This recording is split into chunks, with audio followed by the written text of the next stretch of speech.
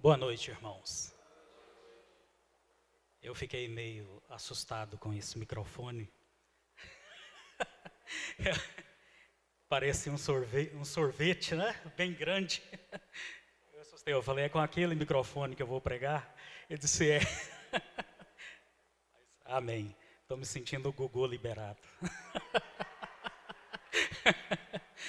Irmãos, boa noite então para todos.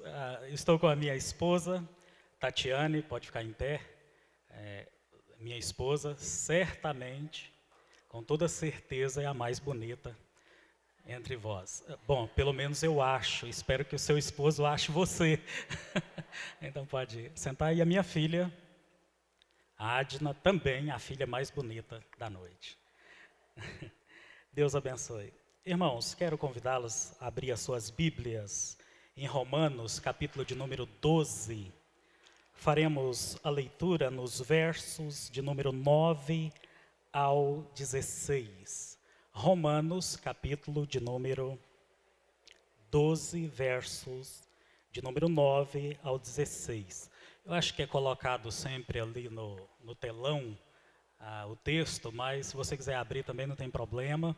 Aqueles que têm Bíblia, ainda acho que dá para fazer isso, abrir na versão papel, aqueles que estão na versão aí, na maquininha, podem acessar também o aplicativo aí. É inspirado do mesmo jeito o texto, viu? Não é porque está no celular que não é inspirado, continua sendo inspirado. Então diz assim: o amor seja sem hipocrisia, detestai o mal, apegando-vos ao bem.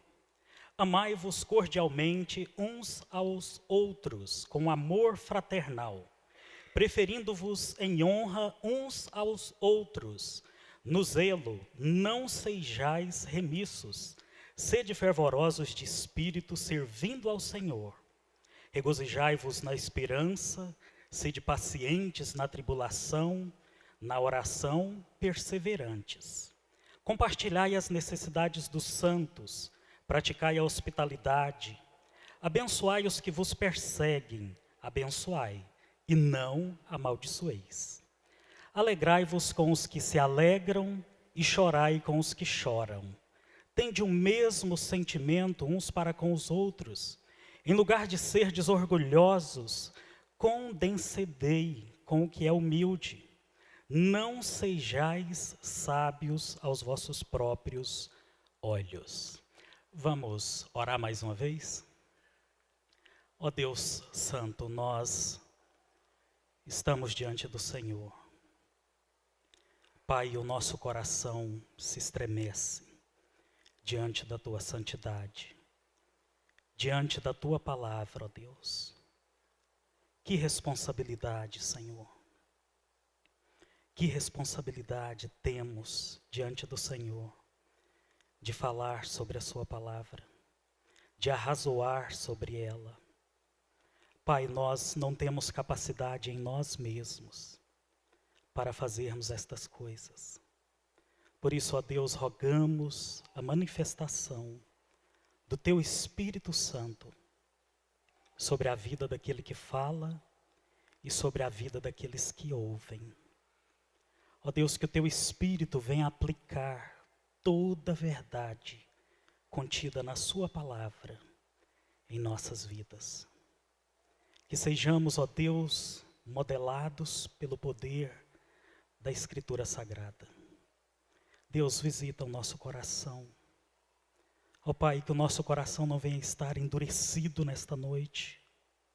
Que os nossos olhos não venham estar fechados nesta noite a tudo aquilo que o Senhor tem para fazer, para realizar em nossas vidas. Que o nosso coração seja de carne. Ó Deus, que os nossos ouvidos venham estar atentos àquilo que o Senhor quer dizer. Ó Deus, depois de ouvirmos tudo, que voltemos para os nossos lares, convictos da salvação no Senhor e também prontos a obedecer a Sua palavra.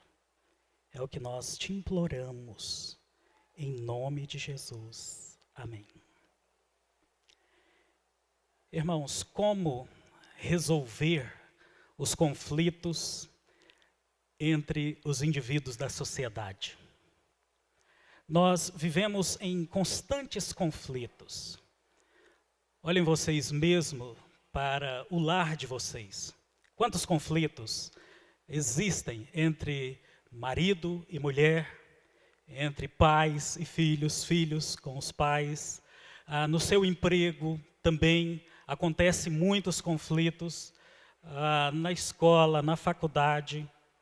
Enfim, vivemos em uma sociedade conflituosa, não é verdade? Então, como resolver esses conflitos? As guerras que há entre nós. Como dar cabo nisso? Dar um fim em tantos os conflitos? Como viver em harmonia dentro do nosso lar? Afinal de contas, a harmonia, o amor, a paz, suplanta a guerra, o ódio. Com certeza é melhor que tudo isso, não é verdade? Alguns sociólogos, ou a grande maioria deles, asseveram que o homem, os indivíduos, eles são produtos do meio. Eles só fazem o que fazem porque são influenciados pela sociedade, pelo meio em que vive. Então, com essa premissa, eles dizem o seguinte: então é necessário que se crie mais leis mais severas, mais rigorosas, a fim de que os indivíduos, então, sejam modelados para que vivam em paz, para que venham viver em harmonia e deixar os conflitos distantes de si mesmos. Em outras palavras, nós estamos falando, pensando como os sociólogos, que os indivíduos, então, necessitam de alguma manipulação externa. Manipulações externas vão transformar os indivíduos, para que eles, então, vivam de maneira amigável, em paz. Então, eles carecem disto. Se há conflitos, é porque vivemos em uma sociedade conflituosa. Só por isso. Pastor, não tem como. A gente briga lá em casa porque todo mundo briga. Todo mundo tem problema. Lá em casa o pau quebra mesmo. E qual a casa que não quebra? Qual a casa que vive em paz? Minha boca seca muito quando estou falando, né? Então, geralmente as pessoas dizem isto. Entretanto, a própria experiência e a Bíblia e muitos outros pensadores, filósofos, dizem o contrário. Eles dizem o contrário. Não é porque as pessoas brigam, a sociedade tem colocado em você esse meio conflituoso de vida, de viver, que você também deve viver. Que você também deve praticar. Não são coisas externas que vão nos modelar, que vão mudar. Não são mais leis que vão transformar os homens. Tem um filósofo, acredito que vocês conhecem eles, o Vinícius já deve ter citado aqui, o Thomas Hobbes, ou então você deve ter estudado ele na escola. Ele diz que o homem é o lobo do homem. A sua grande frase, não é? Então ele coloca o problema do homem, o fato dele viver em conflito, em briga contra o seu próximo, nele mesmo. O problema não está externo, não é a sociedade, mas é o próprio homem. Existe até uma charginha de Facebook que diz assim, o problema do homem é a sociedade. Aí a charginha diz assim, então quem corrompeu a sociedade? Então, quem corrompeu a sociedade, já que o problema do homem é a sociedade?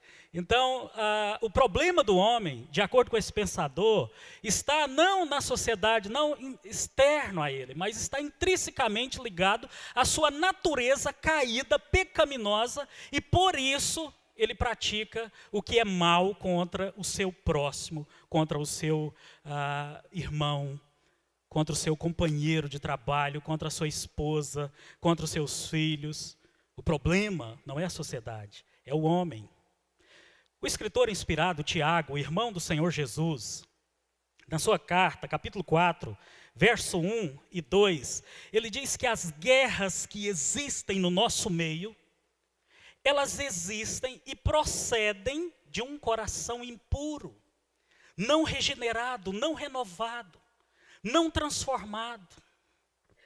Observe que o pensamento de Hobbes, né, está correto com aquilo que a Bíblia diz.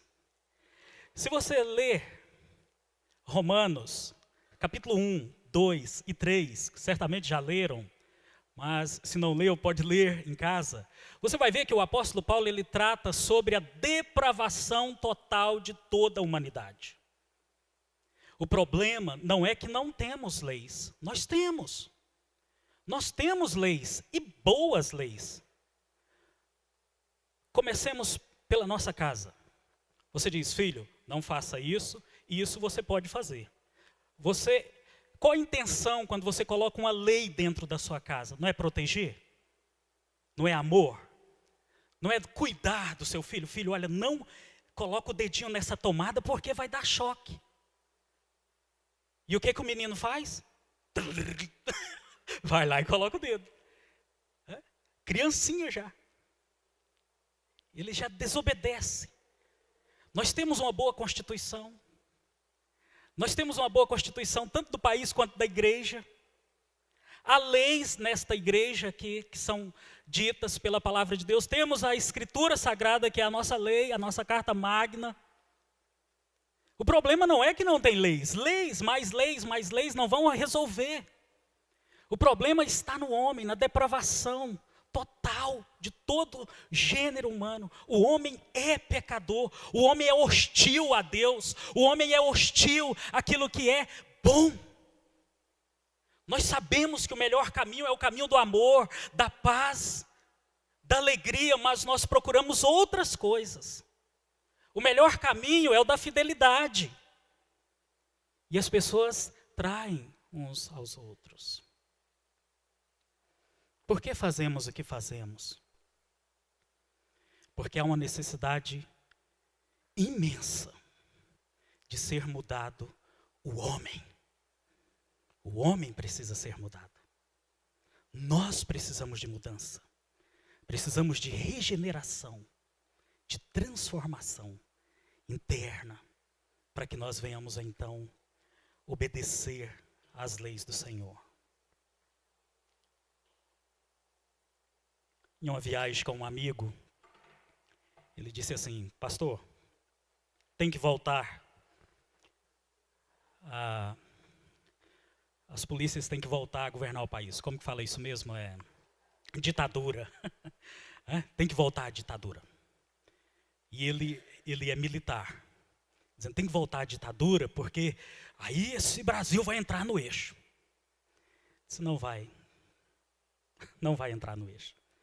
O problema não é externo, é no coração de cada um. E depois, quando a gente estava indo embora da pescaria, ele queria levar peixes. E eu disse, no meu carro você não vai levar nem um peixe. Por que não, pastor? Porque a lei diz que não deve levar. E você disse que a polícia vai dar um jeito no Brasil, não é? O problema é o homem. As leis existem, mas nós não obedecemos. Nós vivemos em uma cultura do errado, irmãos. Somos incentivados constantemente a dar calote, a colar na prova. O professor chega em sala e diz assim, pode colar, só não deixa eu ver. Somos incentivados constantemente a quebrar as leis. Pista de 180, você vai a 160, 200. Quando vê uma polícia, aí vai devagarzinho. Obedece por medo, não por amor. O ser humano é mau. O socialismo cristão, ele funciona de maneira diferente. Ele tem a sua base na transformação do homem interior, na mudança de dentro para fora. Por isso que Paulo começa dizendo, esse capítulo 2, dizendo assim, não se deixem modelar pelo mundo aí de fora, mas transformai-vos, metamorfose, transformai-vos pela renovação da vossa mente, do homem interior. Todo cristão verdadeiro foi transformado intimamente. E nós obedecemos às leis por amor. Nós conseguimos obedecer às leis por amor e não simplesmente por medo, por obrigação, por medo de ir para o inferno. Não, obedecemos por amor, porque Deus nos mudou internamente com a ação do teu Espírito. O Dr. Roosevelt Hitchcock, ele coloca da seguinte maneira: o socialismo cristão não funciona com manipulações externas, mas tem sua base no interior de cada cristão renovado. Então, como manter os conflitos distantes? Pastor, como resolver o problema dos conflitos que existem na minha casa, no meu trabalho, por onde passo? Como que eu resolvo isso? Você precisa ser mudado interiormente. Se você foi verdadeiramente mudado, você vai obedecer a ordem de amar o seu próximo.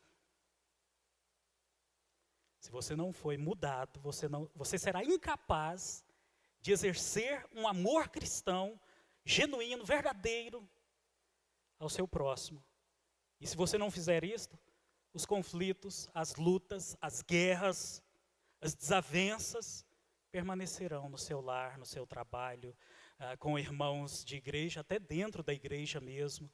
A fofoca, a inveja, a discórdia, as briguinhas, os ciúmes, tudo isso vai permanecer na sua vida. Porque, já dizia Jesus, a boca fala o que o coração está cheio. A vida, o caráter é determinado pelo coração.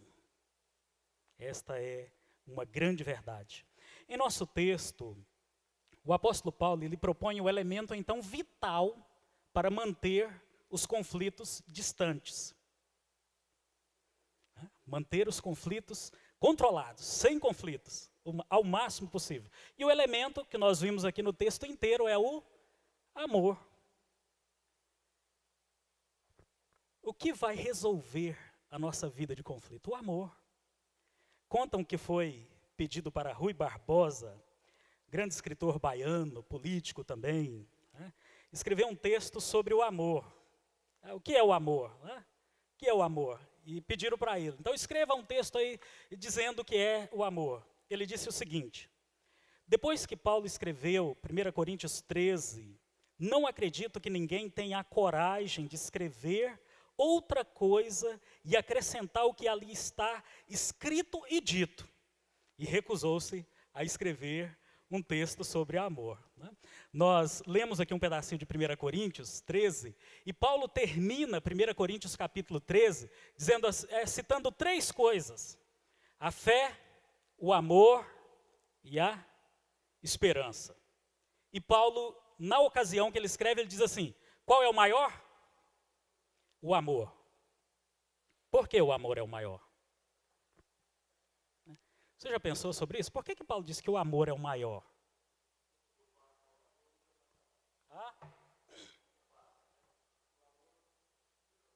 Esta é uma das verdades. Primeiro, porque o amor, irmãos, nos torna mais parecidos com Deus. A maior necessidade dos nossos dias é amar uns aos outros. O amor nos torna mais parecidos com Deus. A Bíblia não diz que Deus é fé, que Deus tem esperança, ou é esperança, mas a Bíblia diz que Deus é amor. Em 1 João, capítulo 5, não é verdade? Então, e outra coisa, Deus não tem e nem precisa de fé ou esperança. Já pararam para pensar nisso? Deus não tem fé, Deus não tem esperança, e Ele nem é estas coisas. Ele é a razão não causada, Ele é o ser sobre todas as coisas, mas Ele é amor, Ele ama, e o que motivou Ele a nos salvar, a olhar para pecadores como nós, foi o seu amor. E Deus não está com esperança de salvar alguém, e nem fé que alguém vai se converter, porque Ele é que fez isso. Então o amor, ele é maior porque ele nos torna mais parecidos com Deus. Segundo, porque fé e esperança só serve a você mesmo. Não é verdade? Eu preciso ter fé, eu preciso ter fé. A gente tem fé geralmente para quê? Para se satisfazer, não é para satisfazer o outro. Ainda que seja uma oração para o outro, você quer se sentir realizado. Ainda que isso aconteça. A fé e a esperança servem só a si mesmo, mas o amor é útil ao próximo. É útil àquele que está perecendo, está morrendo e precisa de socorro. Por isso, o amor é mais importante.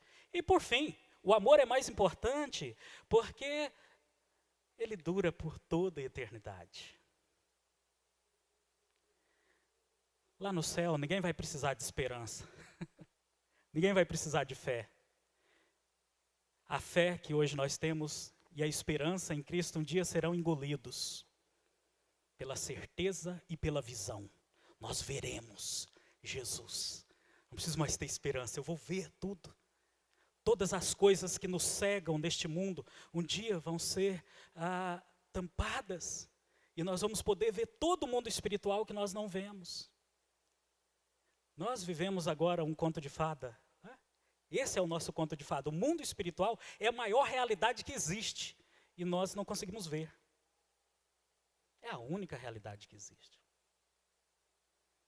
Por isso, o amor é maior. Então, não dá para escrever mais nada sobre o amor. Né?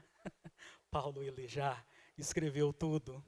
Tudo que deveria ser dito sobre o amor, ele já disse. Então, eu quero colocar um tema ainda meio que extenso para esta mensagem da noite, usando este texto, dizendo que o amor verdadeiro é a melhor forma de aperfeiçoar os relacionamentos, mantendo distantes os conflitos. E Paulo aplica esse verdadeiro amor nesse texto na vida dos cristãos. Então, ele faz isto na vida dos cristãos. Então, todo esse texto é voltado para a família da fé.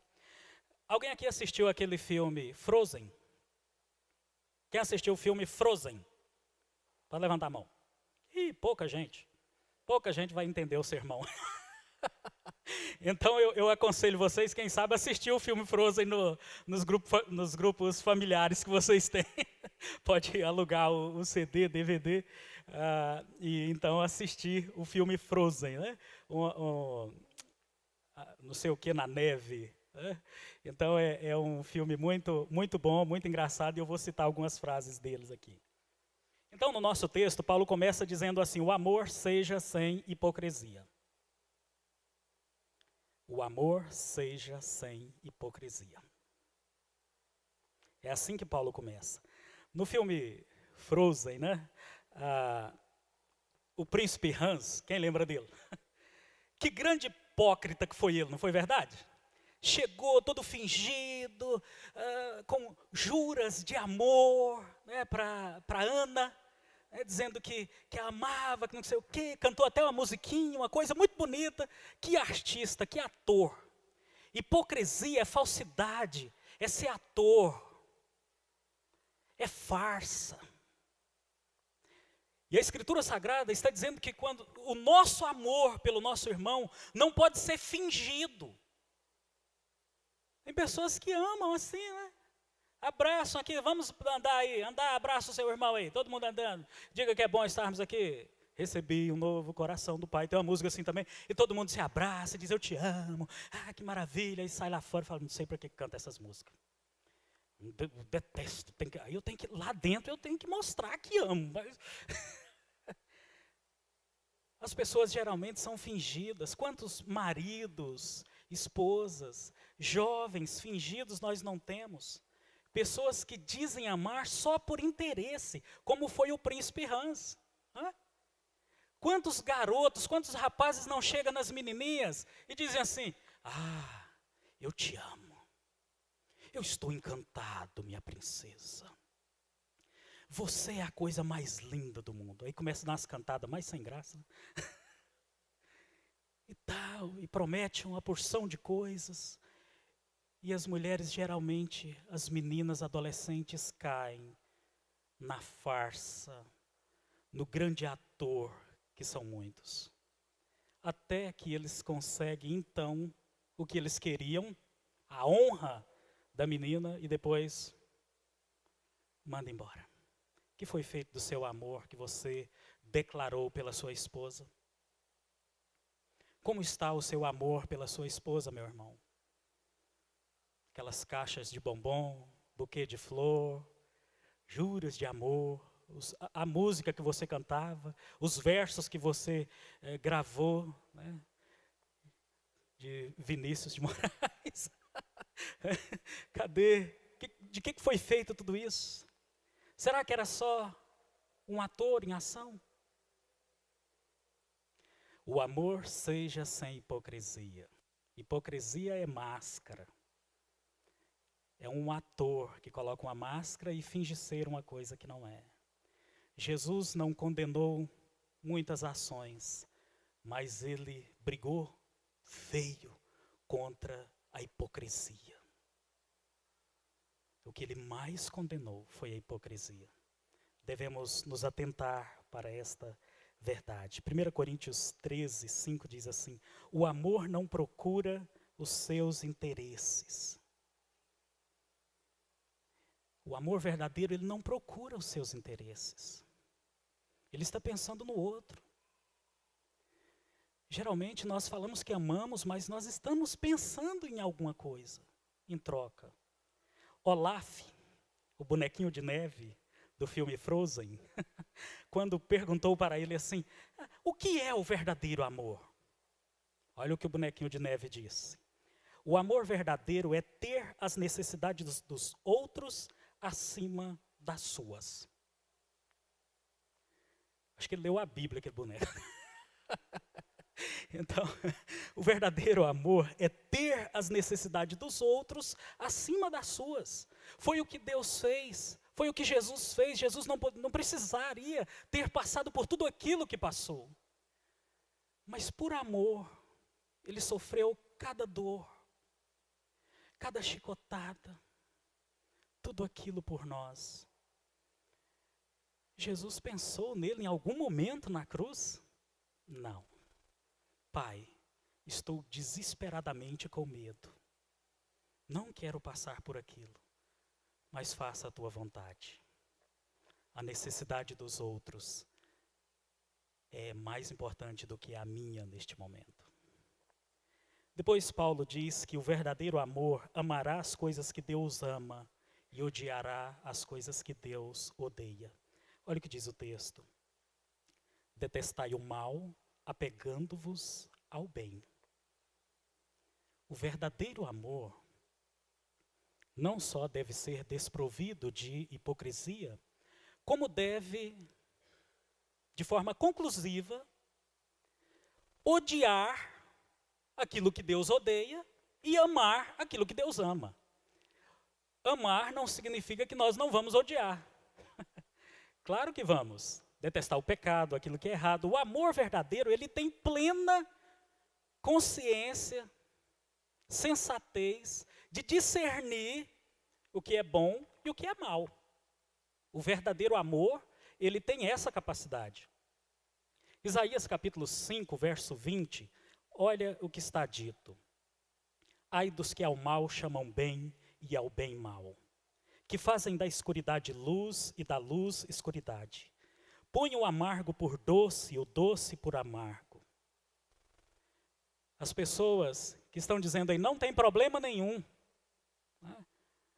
Homem casar com homem, mulher com mulher, não tem problema nenhum eu dar esse calote aqui nessa pessoa, afinal de contas ele é mau também. Não tem problema nenhum eu brigar com a minha esposa, não tem problema nenhum eu trair. Afinal de contas, todo homem trai. Quem é o homem que não trai? Então, por que eu vou ser fiel?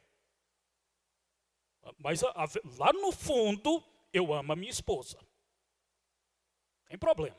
Lá no fundo, eu amo a minha esposa. Mas, tem problema nenhum eu ficar com outras mulheres. Esse tipo de pessoa não ama. Isso não é amor. Bem é bem. Mal é mau. E o verdadeiro amor, ele tem plena consciência disso. Ele sabe discernir essas coisas. Amar aquilo que Deus ama, a lei perfeita de Deus, andar nela e detestar aquilo que Deus detesta. É isso que o apóstolo Paulo está dizendo. O amor verdadeiro faz isto. Não é tão simples, não é verdade? Precisamos livrar os nossos irmãos dos pecados intelectuais, práticos, voluntários, involuntários, sejam eles de qual natureza for. Se nós realmente amamos os nossos irmãos, nós vamos chegar neles e dizer: esse caminho que você está tomando não é o certo. Não vá por esse caminho, meu irmão. Você vai se acabar mal. Você vai se manifestar, porque você vai querer livrar o seu irmão da morte e daquilo que está prejudicando tanto ele quanto o seu próximo. O verdadeiro amor faz isto.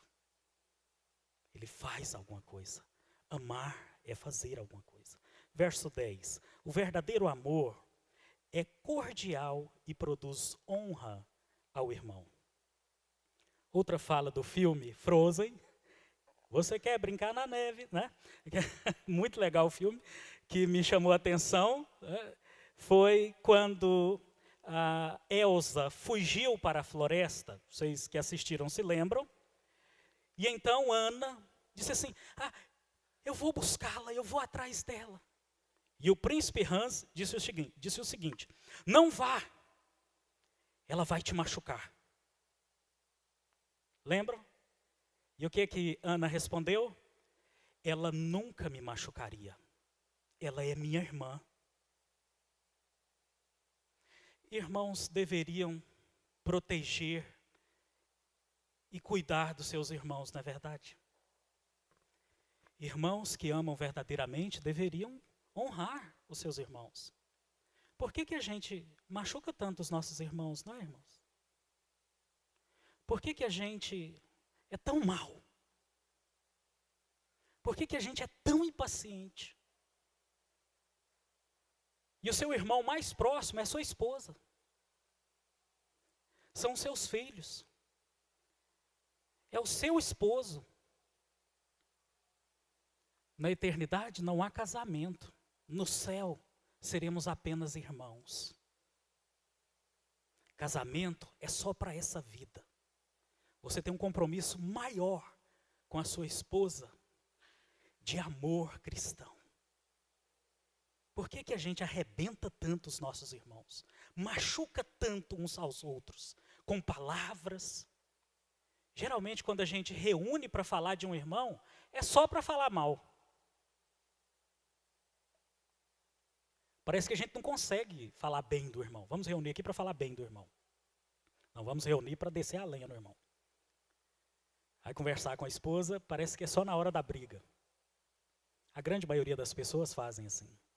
Mas irmãos deveriam proteger os seus irmãos e não os machucar. Deveriam honrar os seus irmãos. É isso que Paulo está dizendo. Amai-vos cordialmente uns aos outros, com amor fraternal, amor de família, preferindo-vos em honra uns aos outros. É isso que deveríamos fazer, irmãos. Verso 11, Paulo diz que o verdadeiro amor arde em chamas pelo Senhor e pelos irmãos, motivando-os para o serviço e a adoração. Infelizmente, uma porção muito grande de cristãos, eu posso dizer, talvez que sejam apenas nominais, seguem o Evangelho, seguem o Senhor Jesus, mas com o coração frio, desmotivados, desanimados. Vamos fazer isso? Pastor, não vai dar certo, não. Irmãos, vamos fazer isso? Não sei. Canta, irmãos, vamos louvar o Senhor. Cante, digno de glória. E a pessoa, digno de glória. Escuta, não acaba logo, não. Oh, meu Deus do céu. Senhor Jesus. Sabe o que você está cantando? Deus, o Senhor não é digno de glória, o Senhor não é digno de louvor, o Senhor não é digno que eu esteja aqui. Eu não estou nem aí para o Senhor. Em outras palavras, é isso que nós estamos fazendo. Precisamos seguir o Senhor com um fervor espiritual, com dedicação, com zelo, com a espiritualidade verdadeira, motivados pelo Espírito de Deus. Muitos estão com seus corações congelados, frios, apáticos à fé cristã. E o verdadeiro amor aquece os nossos corações. O verdadeiro amor deixa o coração aquecido por Deus e pelo próximo. Outra fala do filme que me chamou a atenção, e esta foi do ogrinho chefe, aquele bichinho feio, que eu esqueci o nome dele. Ele diz, que vai derreter um coração congelado? Perguntaram para ele, ele diz, somente um ato de amor verdadeiro derreterá um coração congelado. Somente um ato de amor verdadeiro derreterá um coração congelado. Amar, como eu disse, é fazer alguma coisa, e alguma coisa que seja boa para o nosso irmão, para o nosso próximo. Algo que esteja relacionado com o bem. Isso é amar de verdade. E Deus provou o seu amor por nós, irmãos. Deus provou o seu amor por nós ao enviar Jesus Cristo, seu único Filho, para morrer a nossa morte. Os discípulos seguiram adiante, motivados por esse amor, enfrentaram a morte, enfrentaram pedradas por amor. O que faz a igreja crescer é amor. O que motiva um pastor a trabalhar, a plantação de igreja, a missão, é o amor. É só o amor. A gente fica atrás de uma porção de metodologias, e só uma coisa basta, o amor. O amor à igreja e o amor entre os irmãos vai contagiar o mundo, vai despertar o coração do mundo para servir o Senhor que está nessa igreja. Somente um ato de amor verdadeiro pode esfriar um coração congelado, e foi isso que Deus fez. Um ato de amor verdadeiro enviou Jesus. Talvez você não esteja entendendo muito bem isso. Deixa eu te explicar. Você teria coragem de deixar o seu filho? Suponhamos que você tem um filho, né? A grande maioria aqui tem filhos. Quem tem filho? Levanta a mão. Vixe, todo mundo tem filho. Eu também tenho. Suponhamos que, primeiro que você não ia sentir isso, né? Que você não é tão amoroso assim. Primeiro já para aí, né? Mas suponhamos que fosse pedido para você de alguma forma, não sei como, e, meu querido, o Vinícius ainda não tem filho, né? Mas qual o nome do irmão aqui mesmo? Joel. Joel tem filho. Quantos? 2 homens? Um homem e uma mulher? Moço e um rapaz. Tudo bem. Suponhamos que chegassem, você dissesse assim, olha, o negócio é o seguinte, você vai ter que enviar, vai ter que ter uma conversa com seu filho aí, e dizer para ele que agora ele vai nascer de novo, só que dentro de uma prisão, junto com bandidos de alta periculosidade. Ele vai nascer lá dentro, e detalhe, ele vai nascer de uma prostituta e será criado por um criminoso e por esta prostituta lá dentro da prisão.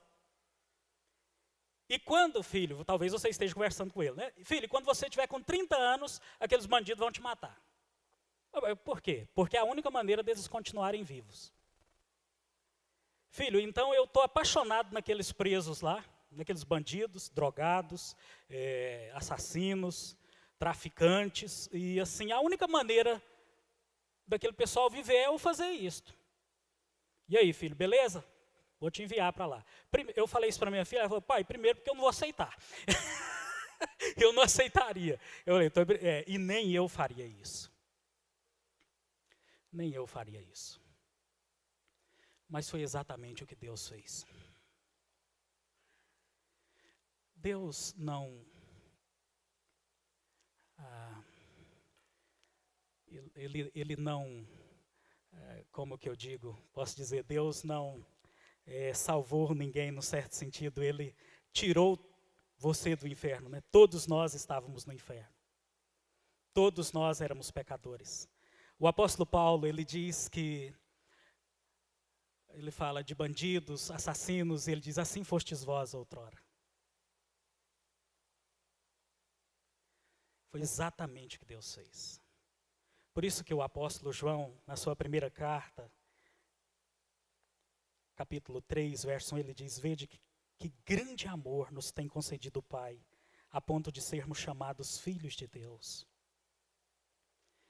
A palavra que João usa para vede que grande amor, no grego expressa um susto. João está assustado. Como que pode? Como que pode? Como Deus pôde fazer isso? Enviar o seu filho para morrer por mim, um pecador miserável, andando na contramão. Foi um ato de amor maravilhoso que Deus fez por nós, irmãos, que nós não teríamos coragem de fazer. Todos nós somos pecadores e precisamos aquecer o nosso coração. Aqueça o seu coração, pecador, e sirva a Deus com gratidão, com louvor, com zelo, com motivação, e ame os seus irmãos. Verso 12. O verdadeiro amor é paciente. Embora Paulo colocou em 1 aos Coríntios, capítulo 13, o amor como a maior das virtudes, vamos dizer assim, isso não quer dizer que o amor é antagônico à fé, à esperança, à paciência. Claro que não. Quem ama, espera. Quem ama tem paciência. E ele diz isso lá em 1 Coríntios capítulo 13. Olha o que ele diz. O amor é paciente, tudo sofre, tudo crê, tudo espera, tudo suporta. É exatamente isso que Paulo diz. Regozijai-vos na esperança, sede pacientes na tribulação, na oração perseverantes. Quem ama de verdade é paciente, é perseverante, tem esperança. Estas coisas estão ligadas entre si. Amar é ter fé e ter esperança também. E você é paciente? Você é paciente com aquele irmãozinho difícil? Com seu filho complicado, com seu esposo, com sua esposa que não muda? Ei, pastor, o senhor fala isso porque o senhor não conhece minha esposa. O senhor fala assim porque o senhor não conhece. O senhor não conhece o meu esposo. Vai viver lá em casa. O senhor não conhece o meu filho. Não conhece aquela pessoa lá do meu trabalho, pastor, é porque não dá para ter paciência, não. O verdadeiro amor tem paciência. Conta-se que tinha alguns netinhos, né? E perguntou para o netinho: ô netinho, para o rapazinho, você quer ir para o céu? Ele: não, eu não quero ir para o céu. Se o meu avô estiver lá, eu não quero ir para lá, não. Uai, mas como assim? Por que não? Não, se o meu avô estiver lá, eu tenho certeza que ele vai fazer igual ele faz aqui na terra. Uai, o que ele faz? Ele vive falando assim para a gente: esses meninos estão no caminho de novo. Esses meninos estão aqui de novo, tirem esses meninos daqui. Sim. Mas por isso, não, eu imagino que se eu for para o céu, mais o meu irmãozinho, e chegando lá o meu avô estiver lá, ele vai mandar a gente sair de lá também, porque ele não gosta da gente aqui na terra. Vive mandando a gente sair do caminho. Quando chegar lá no céu, vai dizer: volta para trás, volta para a terra. Então, pessoas impacientes, irritantes. O verdadeiro amor, ele regozija-se com alegria, ele é paciente, ele tem esperança. Observemos também a paciência da Ana e da Elsa, né, separadas na infância, e lutaram, até que ficaram juntas, né? A gente pensou que ia terminar sendo um filme, como de costume, da Disney, mas foi completamente diferente, né? Não tinha sapo transformando em príncipe, nem donzela. Foi completamente diferente. Um amor verdadeiro. Nós precisamos amar os nossos irmãos verdadeiramente. Você precisa ser paciente com aquele irmão que está dando trabalho, com seu filho, com seu esposo, e ter fé suficiente para esperar que Deus vai mudá-lo. Seja paciente, Deus está trabalhando. Não queira fazer as coisas antes da hora. Fique tranquilo, espera no Senhor, confia nele e o mais ele fará. O verdadeiro amor é paciente. Ele tudo espera. Verso 13. O verdadeiro amor é generoso com o irmão. Compartilha os recursos e em tempos de crises que nós estamos vivendo no nosso país e também muito desemprego, nós deveríamos estar mais atentos com os irmãos da igreja. Quem está sofrendo necessidade, quem está desempregado, quem está precisando de uma ajuda financeira, e então socorrê-lo. O verdadeiro amor é generoso, como diz a parte A do versículo. Compartilha as necessidades dos santos. Compartilhar as necessidades dos santos. Então nós precisamos pensar sobre isso. Este é o verdadeiro amor. E esta é uma marca evidente da igreja primitiva, não é verdade? A igreja primitiva, lá em Atos capítulo 2, verso 42 seguintes, como que ela crescia? Distribuindo seus bens, sendo generosa, bondosa. O verdadeiro amor socorre. Ele não só fica olhando o irmão passar dificuldade, ele ajuda, ele socorre, ele estende as mãos. E depois Paulo diz que o verdadeiro amor, na parte B do versículo, que o verdadeiro amor, ele é hospitaleiro. Como você recebe as visitas em casa? Como você recebe o pastor, o irmão que vai te visitar, o presbítero, o diácono, vai te fazer uma visita, como que você o recebe? Eu fui muito bem recebido na casa do pastor Vinícius. Muito bom, eu queria que ele estivesse lá em Goiânia para mim ir mais vezes à casa dele. Que recepção maravilhosa, né? Mas tem casas que você vai, eu que sou pastor, visito muitas pessoas, parece que a pessoa está olhando para você assim, dizendo, vai embora. Vai embora. E você sabe, né, você presta e pega e vai embora. Mas o verdadeiro amor, como diz o texto, é hospitaleiro. Há momentos que nós precisamos só abrir a porta de nossas casas para receber uma bênção ou sermos abençoados. E em uma música, e essa do Príncipe Hans, ele diz que o amor é uma porta aberta. O amor é uma porta aberta. Verso 14. O verdadeiro amor é de boa vontade. Ele procura o bem do próximo. Nossa tendência natural é revidar, é nos vingar. Não é verdade? E nós não podemos vingar, como diz o texto, abençoai os que vos perseguem, abençoai e não amaldiçoeis. Amaldiçoais. É difícil pagar o mal que as pessoas nos fazem com o bem, mas nós temos que ter fé e confiança em Deus e saber que Deus é que fará a justiça.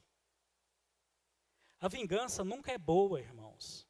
Os resultados da vingança sempre são piores, mais catastróficos do que aqueles que a levaram. Sempre são. Quem leva um chute quer devolver 2. Ah, me traiu? Vou dar o troco. Vai ver. Me trai para você ver se eu não pago com a mesma moeda, ou então mais ainda. Geralmente é assim. As pessoas, quando vão se vingar, acabam causando mais problema ainda. E o verdadeiro amor, ele não faz isso. Ele abençoa, ele quer o bem do irmão, ele suporta as lutas e não procura vingança. Verso 15, o verdadeiro amor produz empatia. Ele consegue se alegrar com aqueles que se alegram e consegue chorar com aqueles que choram. O verdadeiro amor é exatamente isso. É ter a capacidade de alegrar com o irmão que comprou um carro novo, que comprou uma chácara, que conseguiu um emprego novo e ficar feliz com ele também, não com inveja. Mas alegrar com o irmão. E também chorar com aquele que está chorando, que está em uma situação difícil. Este é o verdadeiro amor. Na nossa igreja aconteceu uma coisa interessante. Lá nós temos culto de oração todas as sextas-feiras. E a gente chama as mulheres, as crianças, primeiro as crianças, depois os jovens, depois as mulheres, depois os homens, e a gente ora por eles. E tinha uma irmã, na ocasião, com a perna quebrada, e ela ficou lá no fundo. Então as irmãs todas vieram para a frente e ela não conseguia vir para receber a oração. Aí elas olharam uma para a outra e disseram assim, não, vamos lá para o fundo então. E foi todo mundo para o fundo da igreja, a nossa igreja é bem grande, então a gente foi orar lá. Este é um ato de empatia, de sentir a dor do outro. Tem pessoas muito maus, está vendo o irmão afundando e fala assim, eu vou dar mais um chute para ver se acaba de morrer logo. Isso não é amor. Precisamos amar os nossos irmãos. Por fim, então, finalmente, vamos ao verso de número 16. O verdadeiro amor produz harmonia e não divisão. Os pensamentos básicos são os mesmos. Todos nós fomos unidos em uma só fé. É o que Paulo diz, tende o mesmo sentimento de uns para com os outros. Em lugar de serdes orgulhosos, condescendei com o que é humilde, e não sejais sábios aos vossos próprios olhos, a esnobez, né? Não seja snob, né? É o pior orgulho, é a esnobez, né? É terrível isso daí. E ele produz, né, uma harmonia, uma comunhão verdadeira, o amor. Você vai ler sobre teologia, e certamente o pastor já falou sobre isso daqui, os teólogos discordam na maioria das coisas, justificação, santificação, um fala uma coisa, outro fala outra, é arminiano, é reformado, é batista, não concorda com o batismo dos presbiterianos, e discordam uma porção de coisa, mas junte todas as religiões e pergunte, quem discorda no entendimento de amor? Ninguém. Ninguém discorda. Todo mundo tem o mesmo pensamento sobre o amor. Ninguém discorda que você deve amar o seu próximo. Você deve ser bom. Você deve socorrer. Você deve ter empatia. Por isso, o amor é grande. E nós devemos amar os nossos irmãos. Então, eu quero concluir, irmãos, dizendo que amar é uma ordem do Senhor. É a única escolha que você tem. Amar não é sentimento. Pastor, não estou sentindo. Ninguém disse que é sentimento. Amar é uma ordem. Amai vossos irmãos. A única escolha que você tem é amar. Porque o verdadeiro crente ama. Você é obrigado a amar o seu irmão. E talvez em uma outra oportunidade nós vamos falar sobre amar o inimigo. Você é obrigado. Não há escolha. Eu escolho não amar. Então você escolhe não obedecer a Deus. Não se submeter à vontade de Deus. É isso que você escolhe. E aqueles que são cristãos verdadeiros, eles amam. E eles se esforçam por amar. Então ame o seu irmão. Ame a sua esposa. Ame os seus filhos, mesmo com as falhas, com as dificuldades que eles têm, porque você também tem, você também é pecador, como eu sou. E nós devemos exercitar o amor pelos nossos irmãos. Vamos orar. Ó Deus, nós te louvamos, agradecemos o Senhor pela bênção desta noite. Pai, pedimos o teu Espírito, que venha sobre nós e nos ajude, ó Deus, a praticarmos o amor verdadeiro. Ó Deus, nos ajude a verdadeiramente amar os nossos irmãos. Que nós venhamos ter um coração realmente mudado, transformado, que consiga amar verdadeiramente os pecadores, como nós também somos. Deus abençoe esta igreja. Abençoe estes irmãos. Derrame sobre eles as tuas maravilhas. O Senhor conhece cada coração aqui. Conhece cada luta, cada dificuldade que os teus servos passam. Vá ao encontro de seus corações. E ajude-os, ó Pai, a obedecer a sua palavra. Abençoe o pastor desta igreja, ó Pai, teu servo Vinícius. Que o teu servo, ó Deus, sempre venha ter amor por esta igreja. Abençoe a sua esposa também, ó Pai, e a cada dia ensine-a a amar essa igreja, amar os irmãos. Ó Deus, ensina a liderança desta igreja, presbíteros, diáconos, a se desgastarem e deixarem gastar em amor por esta igreja. De igual forma que os membros, ó Deus, venham amar a sua liderança e viver em comunhão e unidade, desfrutando do amor de Cristo. É o que eu peço por esta igreja, ó Deus. Em nome de Jesus. Amém.